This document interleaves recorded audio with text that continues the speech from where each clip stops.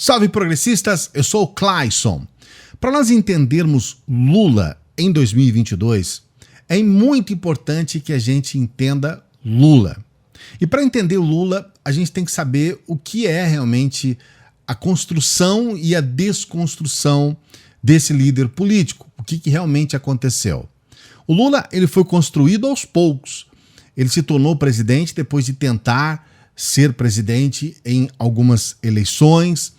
Ele teve que fazer um certo ajuste na imagem, aquela história do Lulinha, paz e amor. Ele arrumou a sua feição, arrumou seus dentes que eram tortos, ele se colocou de uma maneira bem mais branda, ele sorriu mais, ele contou mais histórias, ele mudou a sua comunicação, mudou o seu semblante, ficou com um semblante mais feliz. Ele colocou elementos da sua trajetória, da sua vida pessoal, contou a sua história de um nordestino que veio num pau de arara, repetiu muito essa história, falou a respeito da sua vida, né, como um todo, como profissional, como um cidadão.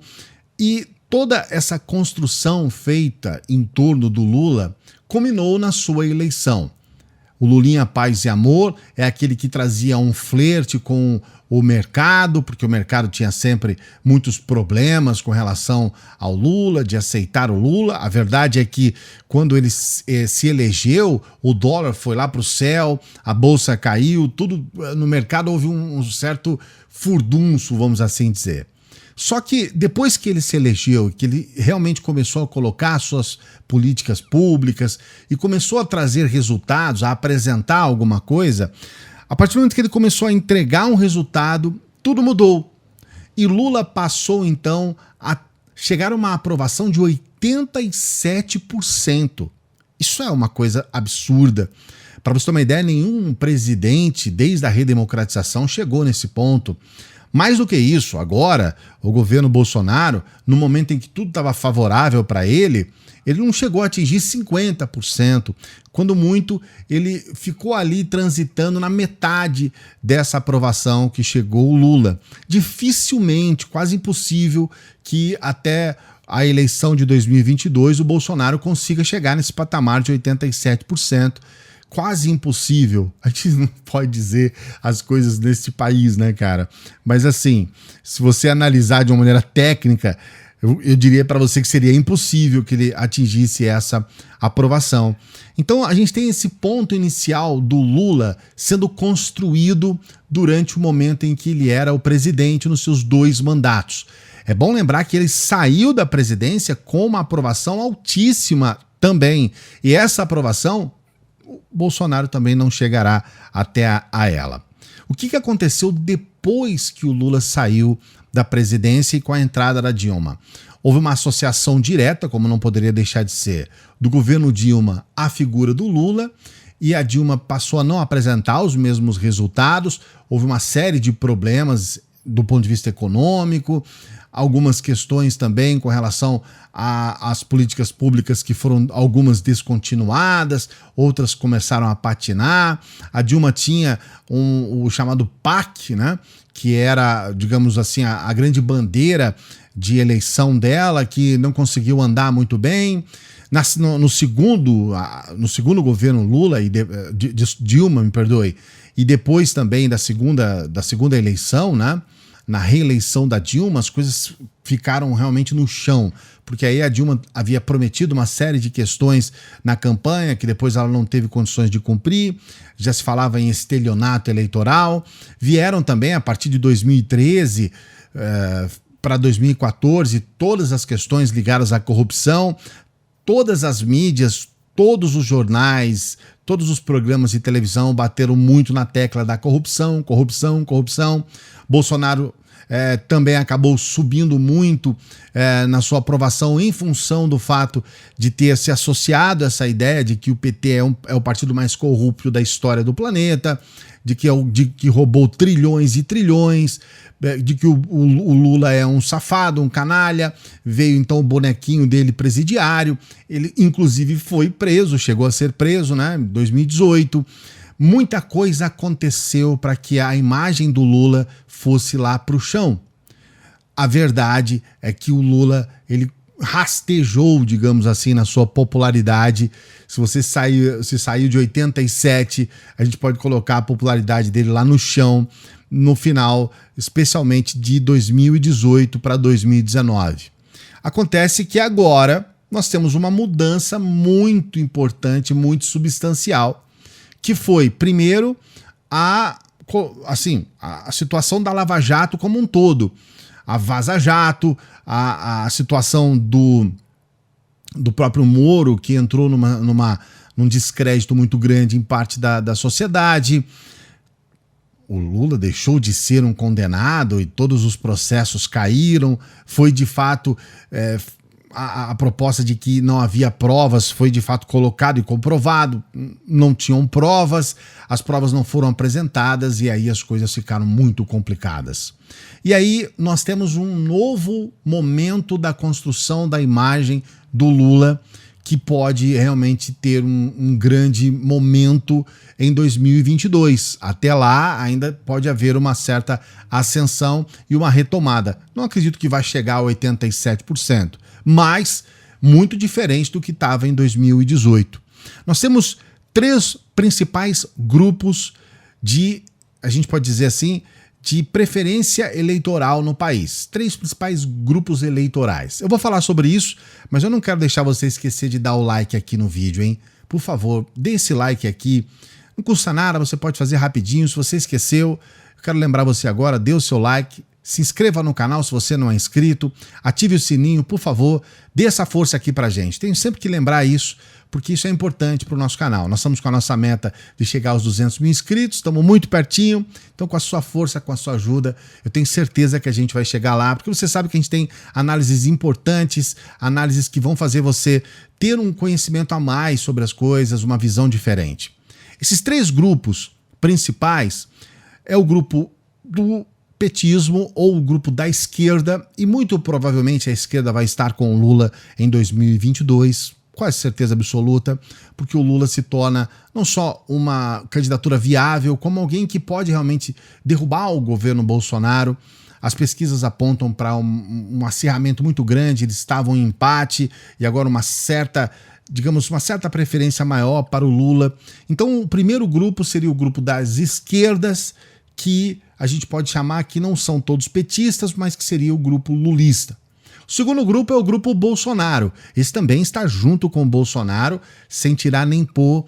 É um grupo bolsonarista fiel, leal, que vai levar adiante essa candidatura do Bolsonaro até 2022, B38. A gente está vendo agora, 1º de maio, eles estão preparando, tentando reavivar um pouco a rua, né? Porque eles tiveram as duas últimas manifestações bolsonaristas, foram um fracasso total.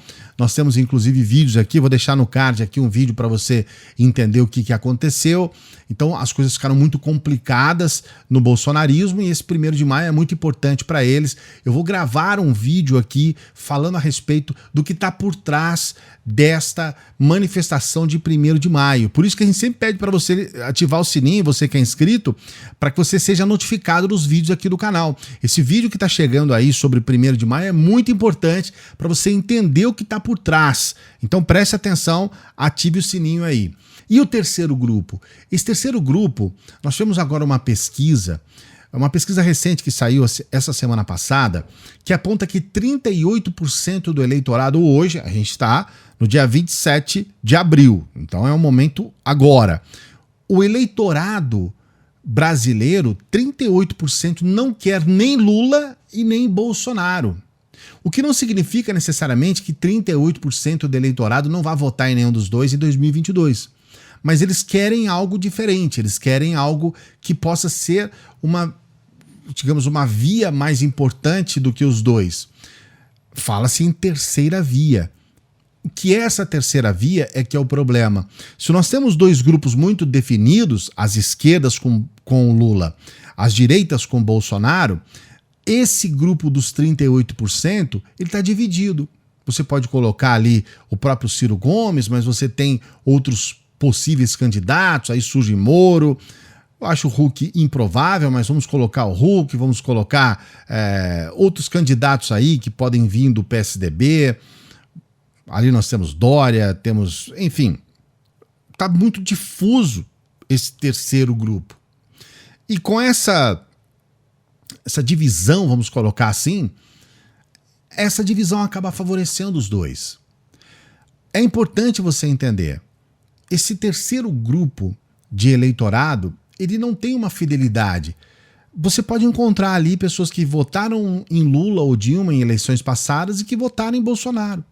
Elegeram Lula e elegeram Bolsonaro. Eles não têm uma situação muito favorável para nenhum dos dois. E aonde está o ponto que realmente pode ser a favor ou contra cada um dessas duas principais vertentes, esquerda e, vamos colocar, direita? No caso do Lula, aquele eleitor que é anti-PT, ele, de certa forma, não vai ter novos elementos para que ele se torne mais anti-PT, para que ele odeie mais o PT. Tudo aquilo de terrível que poderia acontecer já aconteceu. Todas as desgraças, vamos colocar assim, contra o PT, elas já estão colocadas aí na mesa, todo mundo já sabe, a situação já está muito clara. O que pode somar a favor do Lula é o que ele vai fazer, por exemplo, de combinações aí com o chamado centro. O centro brasileiro, a gente fala centro, mas a gente vai colocar o centro como uma direita. O centro brasileiro sempre foi direitista. Esta que é a verdade. E sempre teve um pendor para a direita quase que radical, mas é uma direita que muitas vezes era uma direita liberal ou neoliberal. Então o centro ele é um tanto quanto liberalzão, vamos colocar assim, do ponto de vista econômico. Tá? O Bolsonaro ele tem a direita mais extremista, e aí vem todas essas questões de costume que eles acham muito importante. É uma coisa que não cabe tanto, já expliquei aqui várias vezes, não cabe tanto para um governo executivo.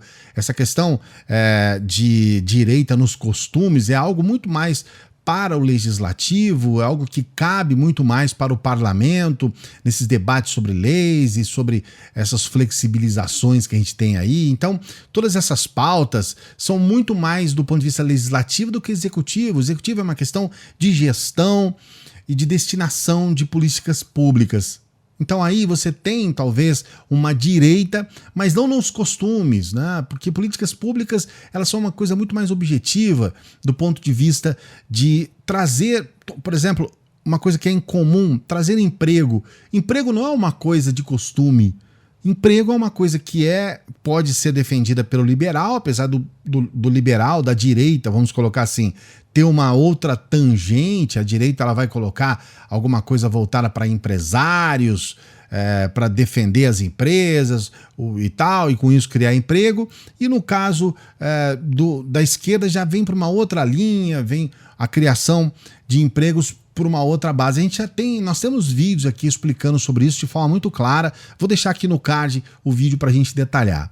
Agora, onde que está o ponto realmente complicado para o Bolsonaro e que pode favorecer Lula e essa chamada terceira via?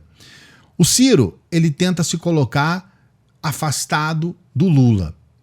Então ele tenta de todas as formas complicar a situação do Lula, mas ele tem só elementos já conhecidos para isso. Os que são anti-PT, os elementos são conhecidos. Agora, os que são anti-Bolsonaro estão ainda construindo essa história toda.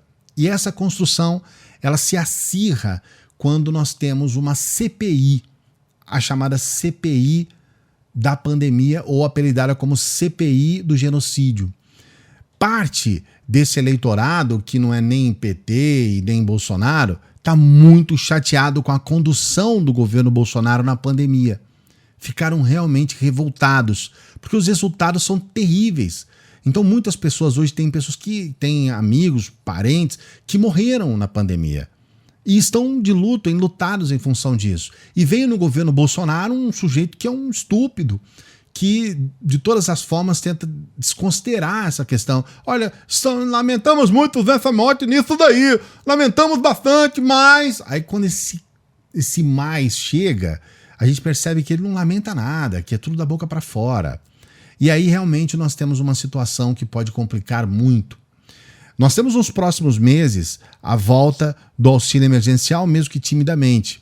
E nós temos também a possibilidade de haver um certo arranjo lá no Congresso para blindar o Lula em alguns pontos, o Bolsonaro em alguns pontos.